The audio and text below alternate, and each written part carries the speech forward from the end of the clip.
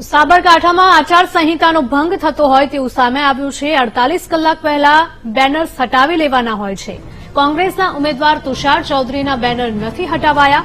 મતદાન પહેલા આચારસંહિતા લાગુ હોવા છતાં બેનર ત્યાંના ત્યાં જ જોવા મળી રહ્યા છે। પાર્ટી અને તંત્ર બંને બેનરને લઈને અજાણ છે। આચારસંહિતા ભંગની કાર્યવાહી પણ થઈ શકે।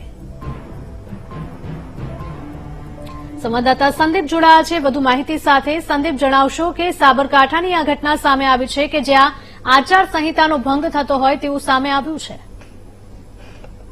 હિરલ, સાબરકાંઠા જિલ્લાની વાત છે। સાબરકાંઠા જિલ્લામાં સરેઆમ આચારસંહિતાનો ભંગ થઈ હોય તેવું સામે આવી રહ્યું છે। ત્યારે 48 કલાક પહેલા બેનર ઉતારવાના હોય છે ત્યારે તુષાર ચૌધરી જે કોંગ્રેસના ઉમેદવાર છે અને તેમને બેનર છે તે 48 કલાક સુધી ઉતાર્યું ન હતું, જેને લઈને નેશનલ હાઈવે પર આ બેનર છે તે હોર્ડિંગ છે તે લગાવેલું યથાવત જોવા મળી રહ્યું હતું। આજે મોડે સુધી પણ જે બેનર છે તે ઉતાર્યું ન હતું, જેને લઈને મતદારને આડે હવે 14 કલાક જેટલા હોવા છતાં પણ આ બેનર છે તે યથાવત જોવા મળી રહ્યું છે। ત્યારે નેશનલ હાઈવે જે પસાર થઈ રહ્યો છે તે જગ્યા પર જ મોટું હોર્ડિંગ્સ લગાવ્યું છે।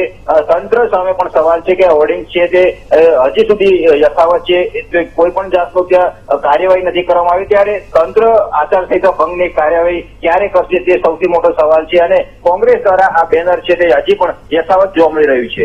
જી બિલકુલ સંદીપ, આભાર।